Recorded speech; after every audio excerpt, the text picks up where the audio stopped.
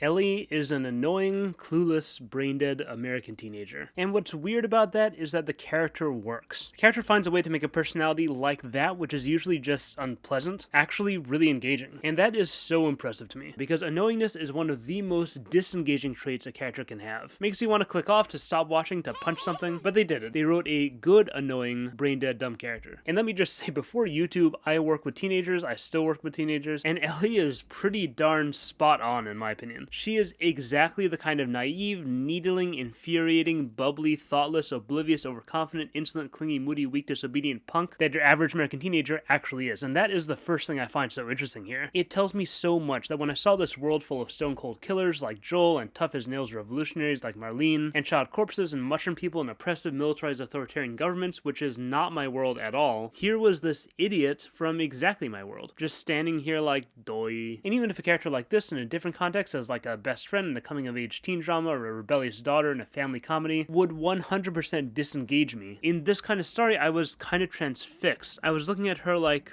huh. And she was like, doy. And I was like, And she was like, grr, grumble, grumble. And I was like, very interesting. I didn't immediately like the character or identify or feel attached, but I did find her compelling, and then I did become attached. I found certain annoying things still annoying, but also charming, or at least interesting, and I found myself wanting to see more scenes of her annoying Joel. And I think there's a good place to start kind of broadly here. Why does scarcity or distinctness re-engage me despite the annoyingness? And fine, it makes sense. You can make something rare or different enough and it becomes interesting in like a whack-a-mole sense, but I think there's something more going on here. We can learn a bit from a certain dog. Put a dog in a field saying this is fine and we don't blink an eye. Put him in hell, that's interesting to us. That resonates. That's what we make into a meme. And that's the nuance here, because no dog would actually say this is fine if his house was on fire or whatever. But when you think about it, if the world were to end and civilization deteriorated and zombies did overrun the earth, 14-year-olds would 100% still be dumb and annoying. And yeah, not all 14-year-olds. You would have kids who were traumatized and jaded and hurt, etc., and those ones would be less annoying. They would just have awful lives and stuff like that. But once you did have a new post-apocalypse generation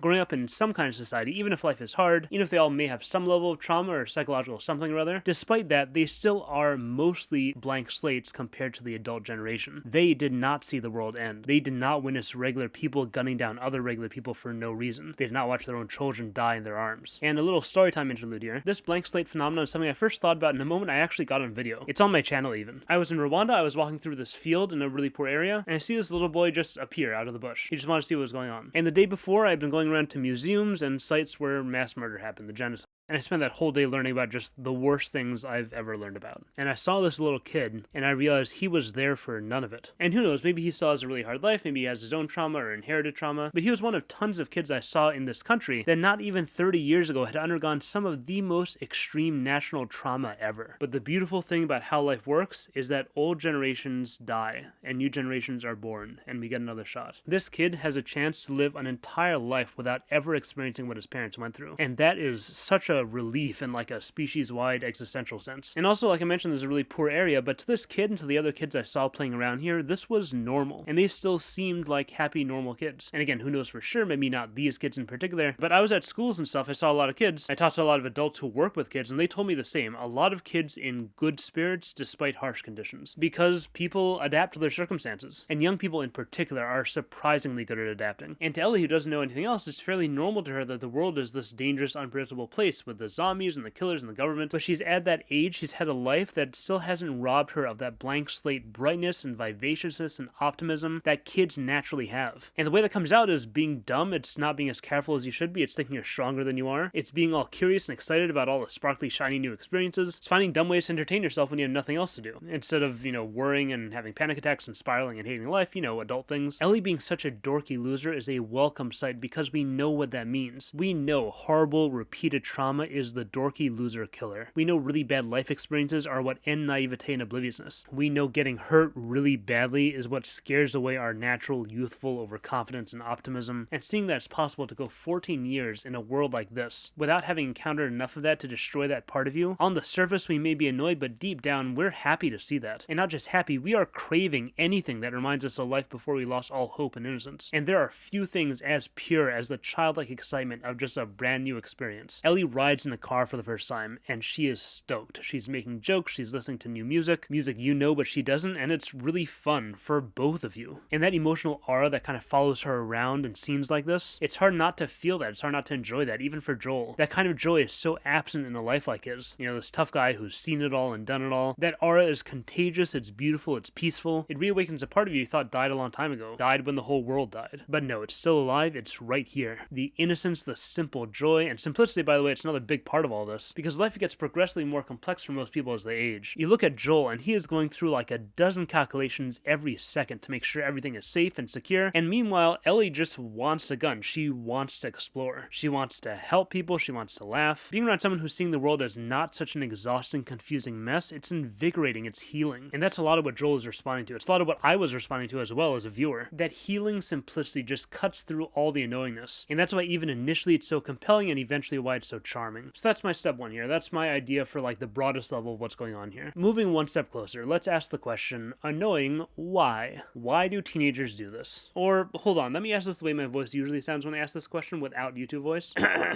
Oh my god, why do teenagers do this? Why do teenagers do this? Pretty straightforward. It's to get adults to pay attention to them, but in a way that's not embarrassing or disempowering. Teenagers are past crying, they're past pulling on mommy's skirt, they're past asking for attention directly. That's little kid stuff, that's embarrassing. And also now they're old enough, they're independent enough that adults don't have to chase them around and make sure they don't break or starve or die or whatever. Now they're just regular people who don't really matter, like most regular people. And that's painful, and they haven't learned how to build relationships in a socially acceptable way yet. So they're out there flailing around like the awkward losers they are, and oh, suddenly everyone is paying attention to me. Well, better than nothing. Let's keep doing that. And sure, there's probably also hormones and Oedipal rage and existential dread going on under the surface too, but overall, that's the story of the annoying teenager, which is a hopeful, beautiful story. Ellie really wants to be Joel's friend. She wants to be everyone's friend. She's someone we see consistently trying to connect to everything around her. She loves life. If she didn't, she'd be doing everything she could to not interact with Joel and dog and horse and whoever. And that's another reason why the more we see this, the more it becomes charming rather than just annoying. Because we understand what she's trying to do and what's behind it all. It's not coming from a place of aggression and angst. She's trying to get Joel to laugh. She's trying to get to know him. She's trying to get him to teach her things she knows he thinks are valuable. And before I go on, I cannot tell you how happy I am that they took us all the way from no bond to very close bond with just this stuff. Because they had an emotional heart-to-heart scene locked and loaded, available to use, but they waited to have that scene until after we had the bond. Not that it would have been necessarily bad to do this bond through the heart-to-heart, but it's a method of creating a bond between characters that can just so easily go wrong. It's like before this we got the characters for real with all their barriers and difficult personality traits, etc. But wait a second, hold on, wait here. Let me go into this corner and construct a moment that sets the characters up to show who they are inside. In other words, to be without any of their character-defining barriers and flaws, and basically to have like a completely different personality. And then we'll do the connection then, how convenient. And then we'll take them out of that back into the real world, and now they're magically friends. And this is kind of a harsh way to characterize that. It works and sometimes it's great. I don't mean to imply it doesn't, but it's almost too easy, it's too intuitive. It just begs writers to be sloppy about it. And The Last of Us just went in the complete opposite direction. They took the hard road, they said, nope, we're gonna build this relationship with Ellie being her annoying self and with Joel being his grumpy self, and we're not gonna do it with feelings. We're gonna do it with stupid puns. And the first few times it's not gonna work. And then it's gonna work, and not only that, it's gonna be beautiful, and it's gonna be people's favorite scene the whole show. Forcing the relationship to form through this difficult path from within Ellie's seemingly negative traits, it is so much stronger of a foundation to build a relationship on. Joel is finding a connection with Ellie because of her personality instead of despite her personality. And that makes it a much more unique story experience. We become much more attached to it because of that uniqueness. Okay, now I think everything I talked about up until now is really only half the equation, because we haven't yet talked about Ellie's three most important scenes. And I want to frame this discussion by talking about static traits versus dynamic traits. And there's two levels of this distinction. For the first, think of Navi versus Joffrey, two insufferable characters. And Navi's annoyingness is just there, making things unpleasant, it's static. But Joffrey's obnoxiousness matters to the story. It interacts with plot arcs and character arcs, and within every single Joffrey scene, we get these micro stakes of how is this character going to react to him? Are they going to give in to him, or are they going to slap him around a bit? And stakes like that, impact like that, that's one kind of dynamism. Make something in the story bounce up and down, we like that. And Ellie's annoyingness is dynamic like that. It makes her relationship with Joel bounce up and down. How is he going to react this time? Is he going to push her away, or is she going to build some kind of connection? You heard that? Then you must have heard that he wants to shoot you. That is good writing, and important, and not what I want to focus on. There's another kind of dynamic which is rare, but so much more interesting to me, and especially in The Last of Us, because I don't think I've ever seen it done like this with a trait like this. And it has to do with those 3 pivotal Ellie scenes. The first is the scene of her shooting the Kansas City guy in episode 4, the second is the end of episode 5 with Henry and Sam, and finally her confrontation with Joel in episode 6. And for these scenes, I'm not going to go beat by beat, because I think big picture there's something way more significant going on. Anyone watching the show just thinking, oh god, this character is so annoying, every time she opens her mouth I want to die, jeez. Even if you haven't noticed any of the interesting, compelling character stuff beforehand, I think everyone wakes up when this scene happens. Even for people who find her to be this obnoxious pest, this scene is different. And I mean, if we're talking about people who dislike Ellie, that is Joel. Joel does not like her at this point. But it's almost like any relationship he does have with her goes on pause at this moment. This event, what she's witnessing right now, what she has to do here, for the observer, it cuts through anything else about who she is, her personality, the relationship, whatever. That doesn't matter when a kid is confronted by something like this. Joel forgets everything else and he is just a human for a second. He just wants to make sure she's okay, and she's really not okay. And then it happens again in episode 5. After a whole episode where we get to see Ellie being her silly, playful self, and after seeing her doing something kind of stupid in a really teenagery way that we absolutely judge her for at the end, there's another moment of everything going wrong. And there's this really scary instant where we feel something break inside of her.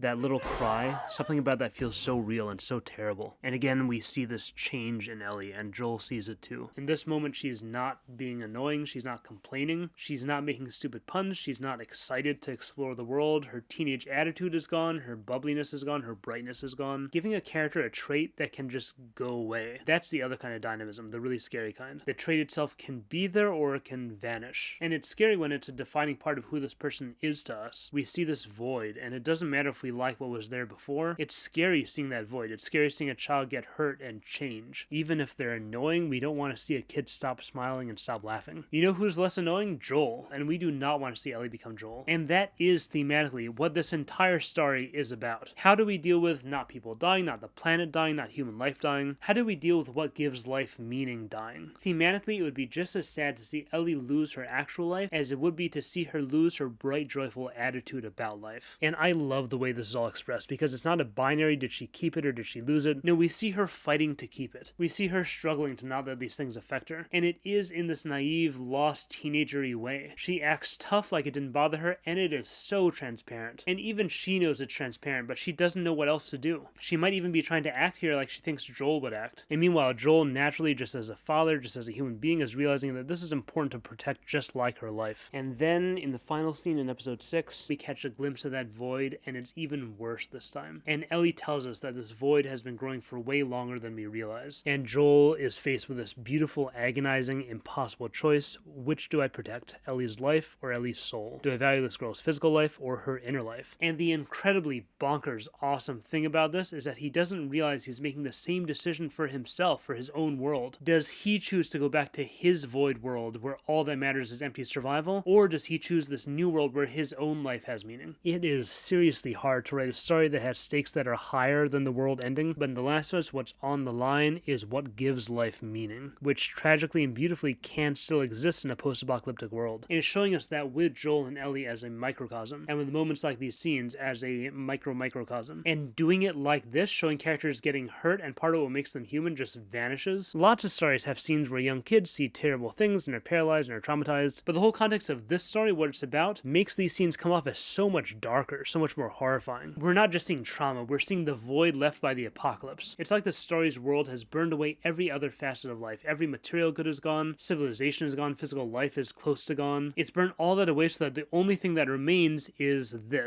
distilled meaning. And the story asks, what is that worth? Maybe it's worth even more than all of what we burned away. Ooh, man, it's a good story. So basically, no, she's not too annoying. That's my answer. I think it's fine. So to sum up concisely in the form of some concrete writing advice, if you're toying with unlikability or annoyingness in particular in one of your stories, here's what we've learned from Ellie. Connect your traits to the world. Shape them with nuances to find a natural form they would take in their environment, something that's interesting and maybe unexpected, and has depth too. All characterization, but especially risky characterization, needs to anchor itself in something deeper, something that has stronger resonance than its surface form. And these traits also need to have dynamism. Through their stakes and impact on the story, story and other characters, and through development and change. And this is all in the context of bringing more meaning to your overall themes, the overall ideas you want to communicate through your story. Subscribe if you're a writer looking for a community of people to talk writing with. Check out my Patreon. We've been building a little community there with the patron group calls, and also with some other developments that are in the works. So check that out if you're interested. Shout out to new high tier patrons, Zachary Amundsen, Brian Hughes. Okay, I am so excited about my next video. It's going to be on The Last of Us world building and something really, really interesting they're doing with the zombie archetype. And just FYI, I have to wait until the season ends, so stay tuned after that. It's probably going to be the beginning of that week after the last episode airs. But that's it for now. Hope you enjoyed, and thanks for watching.